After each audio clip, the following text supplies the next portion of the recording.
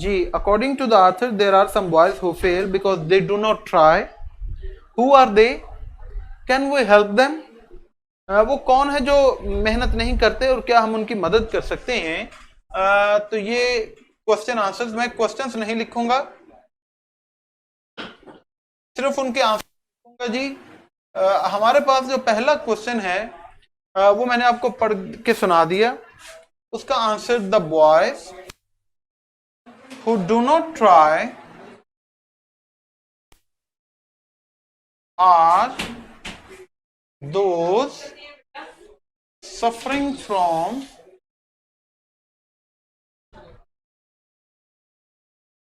some nervous habits.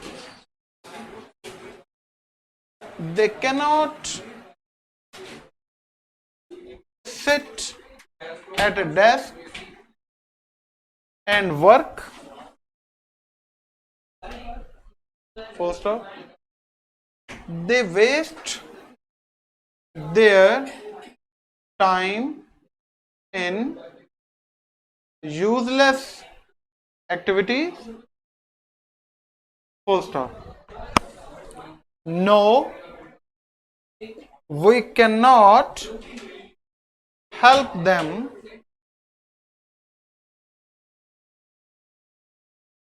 Full stop. ये पहला सवाल, उसका आंसर लिख दिया है मैंने। दूसरा जो क्वेश्चन है वो है कि how does a mistaken ambition on the part of boys and their parents lead to the failure of the boys. बहुत इंपॉर्टेंट क्वेश्चन है जी, ये मैं इसको स्टार लगा दिया है ताकि आपको आइडिया हो जाए।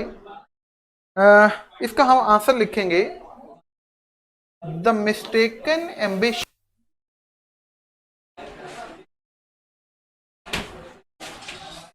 is the fault of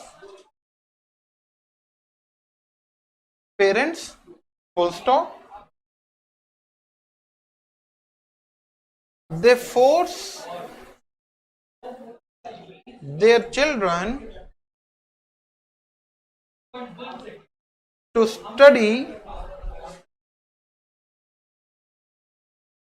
those subjects which have no interest for the children.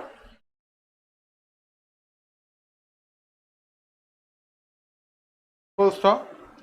As a result, comma,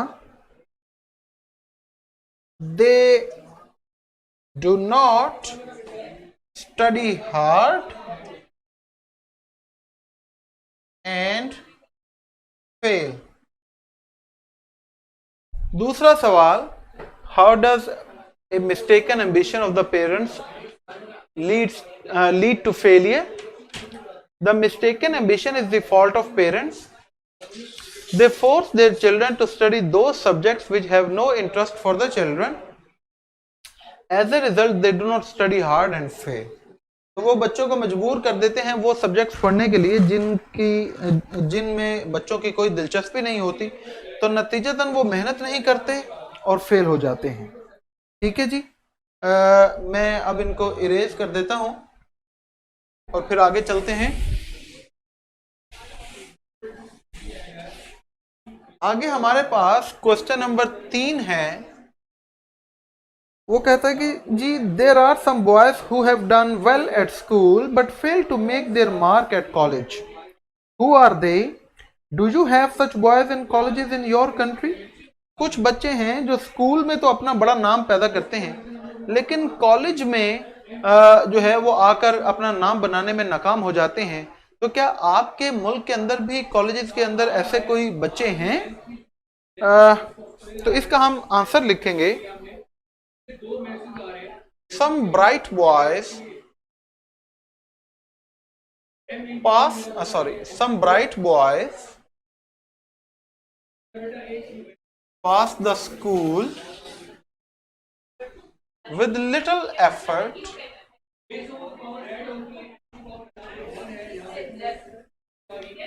full stop.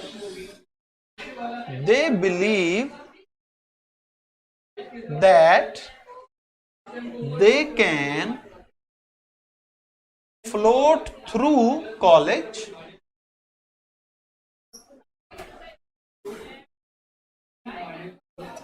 in the same way.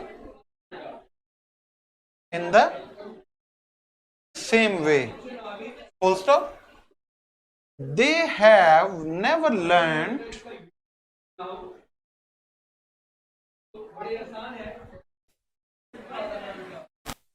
what real application is. Full stop. As a result,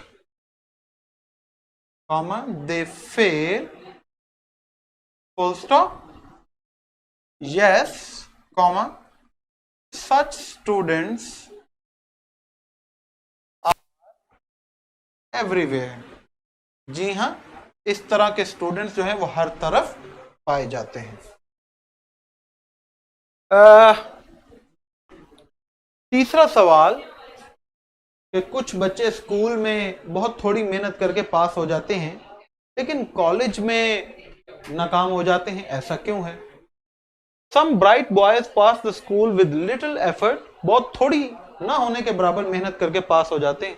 They believe that they can float through college in the same way. और उनका मानना है कि वो college में भी इसी तरीके से कामयाब हो सकते हैं. They have never learned what real application is. उन्होंने कभी ये सीखा ही नहीं कि मेहनत क्या होती है. As a result they fail. और इसके नतीजे में फिर वो फेल हो जाते हैं. Yes, such students are everywhere. जी हाँ, इस तरह के स्टूडेंट्स जो हैं वो हर तरफ पाए जाते हैं. चले, अब मैं ये सेकंड क्वेश्चन इसको इरेज कर रहा हूं.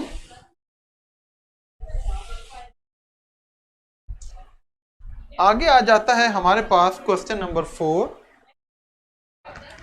क्वेश्चन नंबर 4 है, how does financial pressure lead to the failure of students described in the lesson.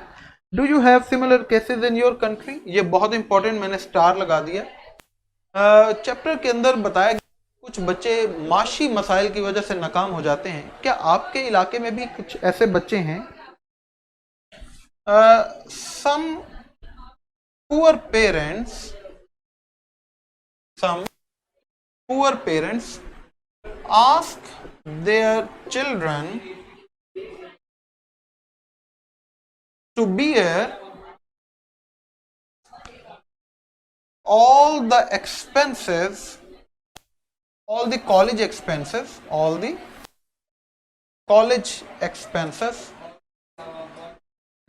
full stop. For this, they have to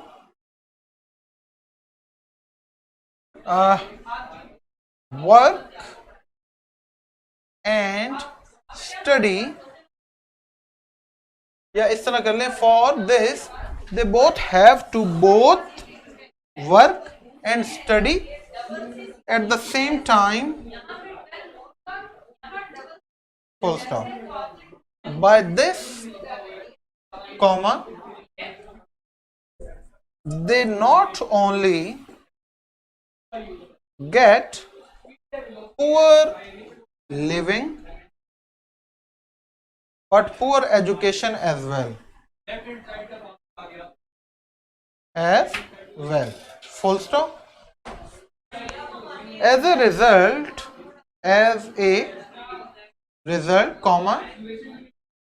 they fail. Full stop. Yes, such students are everywhere. Full stop. जी, ये आपके सामने है जी. Some poor parents ask their children to bear all the college expenses.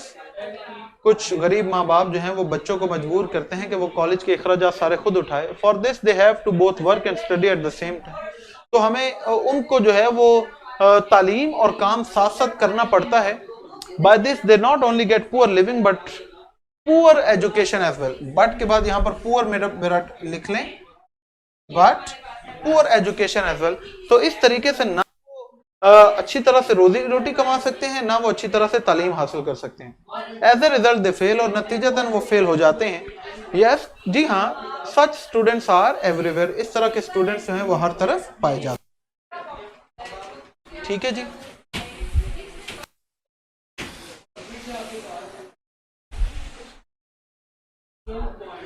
आगे चलते हैं जी, हमारे पास question number 5। Question number 5 had, to what extent does the question of health lead to failure at college? How far can the college authorities with their medical officers help students in such cases? किस हद तक सेहत का मसला है college में नाकामी का बायस बनता है, और इन मामलात में कॉलेज के मुख्तार कार अपने मेडिकल अफसरों के साथ तालिब इल्मों को किस हद तक मदद कर सकते हैं? The students suffering from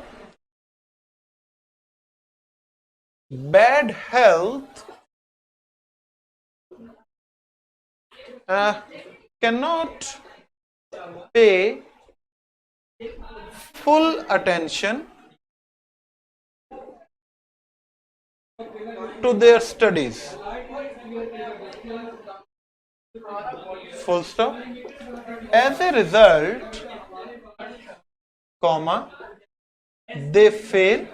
Full stop. इसके नतीजे में वो फेल हो जाते हैं. The college authorities and the doctor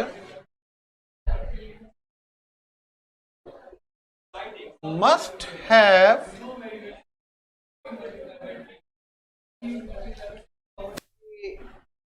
good cooperation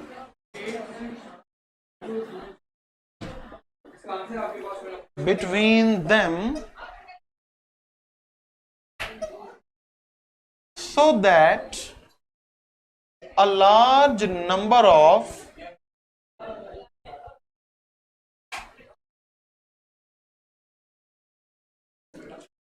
failures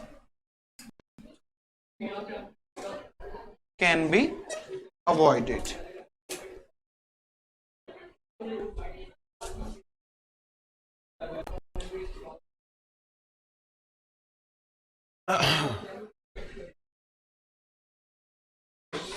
जी, ये क्वेश्चन नंबर 5 जो है ये मैंने लिखा है,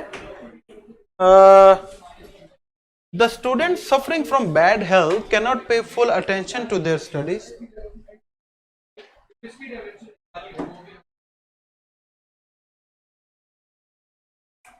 अच्छा मुनीबा, वो बच्चे जो बुरी सेहत का शिकार होते हैं वो तालीम पर सही तवज्जो नहीं दे पाते. As a result they fail. The college authorities and the doctor must have a good cooperation between them. और कॉलेज के जो रुफ़क़ाकार हैं और इख्तियार कार जो हैं और डॉक्टर के दरमियान एक अच्छा ताउन होना चाहिए, so that a large number of failures can be avoided, ताकि नाकाम होने वाले बच्चों की एक बड़ी तादाद जो है उसको बचाया जा सके. मैं ये क्वेश्चन नंबर 4 अभी रेज कर रहा हूं.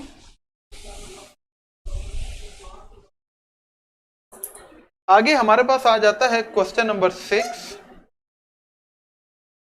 क्वेश्चन नंबर 6 बहुत इंपॉर्टेंट है. What place would you accord to sportsman in colleges? Colleges के अंदर जो खेल कूद करने वाले बच्चे हैं उनकी क्या जगह है? The main purpose of A college is to impart education. Full stop. If a student is too much interested in games, comma, must leave the college and become a professional.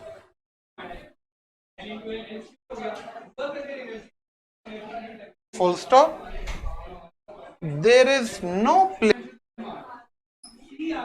in colleges. Colleges के अंदर खेल कूद करने वालों की कोई जगह नहीं है.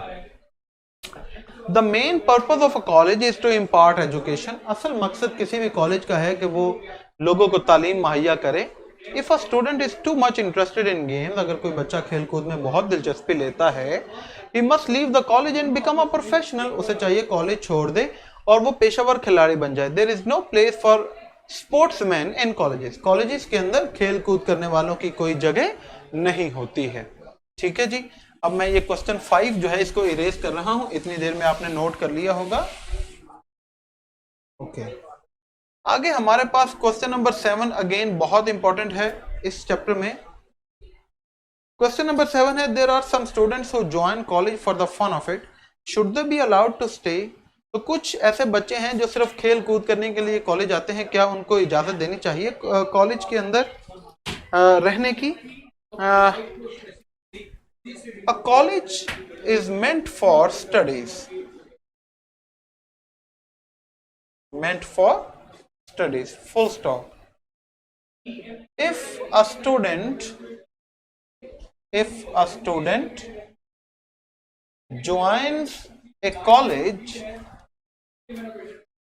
if a student joins a college for the sake of fun, comma, he must be left to the unkind world,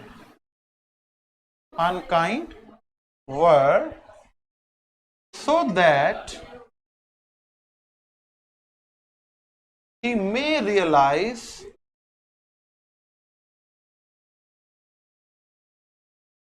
the worth of a failure. Full stop. अगर साथ लिखना चाहे तो लिख लें, there is no place for him in the college. College के अंदर उसकी कोई जगह नहीं है, उसे बस जालिम दुनिया के हवाले कर दें. ले जी, क्वेश्चन नंबर 7 हमने कर लिया. साथ ही इसके क्वेश्चन से एक्सरसाइज में वो मैंने आपको करवा दिए. लेकिन मैं आपको एक बात बताऊं, मुझे ना बड़ा दुख हुआ. मैं मोस्टली कहता कुछ नहीं हूं, लेकिन ज़ाहिर है ऑब्जर्व करता हूं, और इतने साल हो गए मुझे पढ़ाते हुए. बेटा ये जो आप लोगों का एटीट्यूड है ना लेक्चर के दौरान, ये अच्छा नहीं है. देखो मैं आप लोगों के ऊपर सख्ती नहीं कर सकता, लेकिन आपको खुद इवेलुएट करना है. रियलाइज, REALI, ये बेटा SE भी होता है और ZE भी होता है, ये दोनों लिखे जा सकते हैं. ठीक है, तो ये आपकी मर्जी. Z जो है ये इस्तेमाल होता है अमेरिकन इंग्लिश के अंदर, S जो है ये इस्तेमाल होता है ब्रिटिश इंग्लिश के अंदर. ओके चले सबाहत, मैं अब थोड़ा सा ख्याल करूंगा कि मैं जल्दी इरेज ना करूं.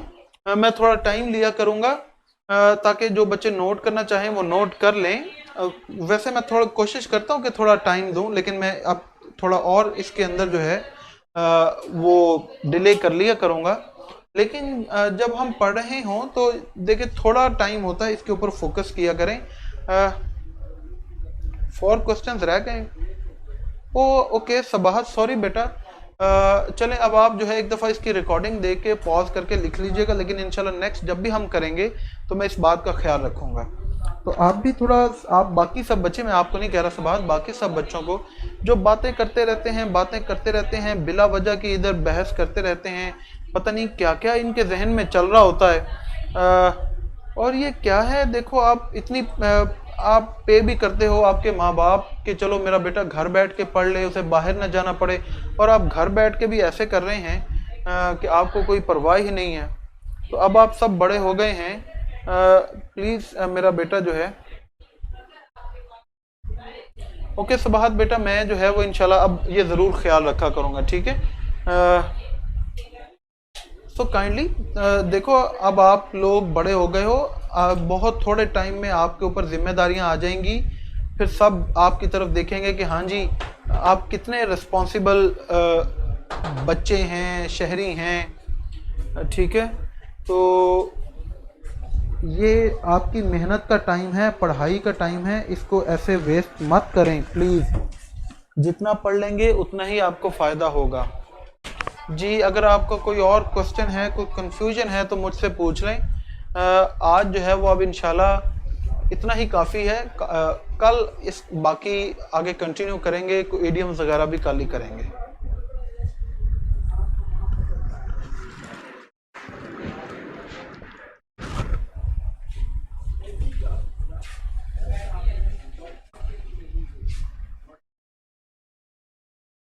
नहीं नहीं बेटा, मैं तो बस जनरल कह रहा हूँ, क्योंकि मैं देख रहा हूँ कि अक्सर बच्चे बस बातें कर रहे होते हैं। या तो वो समझते हैं कि उन्हें सब आता है, या वो समझते हैं कि उन्हें पढ़ने की ज़रूरत नहीं है, वो यहाँ पर सिर्फ जो है वो गप्पे लगाने आते हैं। तो शकील बेटा, आपको एडिशनल क्वेश्चंस करने की ज़रूरत नहीं है। ये आप मेरा बेटा जो एक्सरसाइज के क्वेश्चंस हैं बस वही करें, इंशाल्लाह वहीं से आपका पेपर हो जाएगा, ठीक है। बहुत कम, बहुत रेयर है कि एडिशनल क्वेश्चंस आए। अदरवाइज वैलिडिटी और रिलायबिलिटी क्या होता है? वैलिडिटी होता है किसी चीज को वैलिड करना, किसी चीज को आपने जो ऑथेंटिकेट कर देना, मोहर लगा देना, ठीक है, कि हाँ जी ये ठीक है, वैलिड पॉइंट है, तो दुरुस्तगी, ठीक है, वैलिडिटी। रिलायबिलिटी होता है इन्हसार करना, किसी चीज के ऊपर इन्हसार करना, ठीक है। जैसे देखिए एक हमारे पास प्रोडक्ट है तो हम कहते हैं this product relies upon advertisement, या success of this product relies upon advertisement, कि इसकी कामयाबी का इन्हसार है कि जितना ज़्यादा जो है इसकी जो है वो तशहीर की जाए। इसी तरह इसकी वैलिडिटी, कि ये कितनी देर तक वैलिड है, दुरुस्त है टू यूज़, वो हम आगे कह सकते हैं कि this product is valid to be used until 2020, कि 2020 तक ये इस्तेमाल किया जा सकता है। देखें बेटा, आपका टेस्ट जो है वो आज से शुरू हो गए हैं, और मैंने आपको बार बार सिलेबस बता चुका हूँ। हमारा जो मंथली टेस्ट है उसका सिलेबस 2 चैप्टर्स हैं, और साथ में जो हमारा ऐसे है माई हीरो इन हिस्ट्री, ये हमारा सिलेबस है।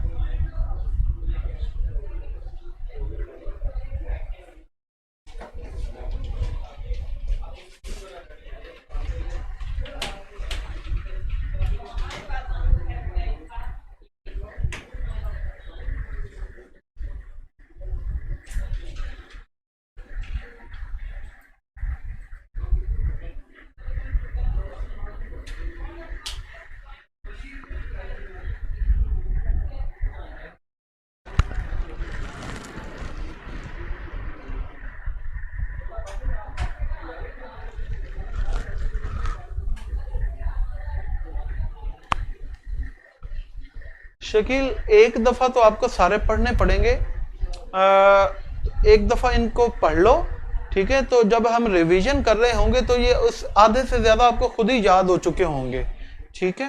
तो खैर हमने पढ़ने तो हैं भाई, ये मेहनत तो करनी पड़ेगी। डेट आई थिंक हमारा जो है वो जुमेरात या जुमे को पेपर है, मुझे एग्जैक्टली अभी नहीं याद। बेटा 25 मार्क्स का आपका टेस्ट होगा, जिसके अंदर सब्जेक्टिव भी होगा और ऑब्जेक्टिव भी होगा।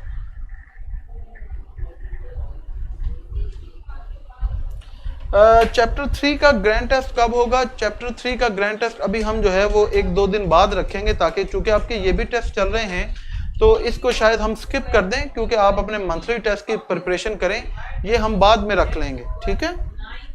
हाँ जी, बस आज हमने इतना ही पढ़ना है। एहतशाम किसका मीनिंग बता दूं बेटा?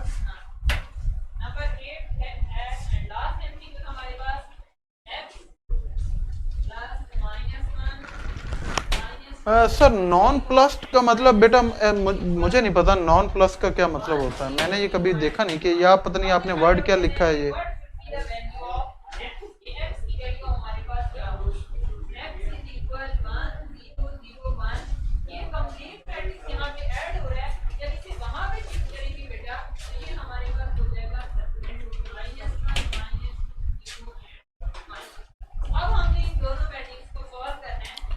चले जी, हम अपना लेक्चर जो है फिर आज यहाँ पर ख़त्म करते हैं। अपना ख्याल रखें, दुआ में याद रखें। कल इंशाल्लाह आपसे मुलाकात करेंगे। अल्लाह हाफिज़।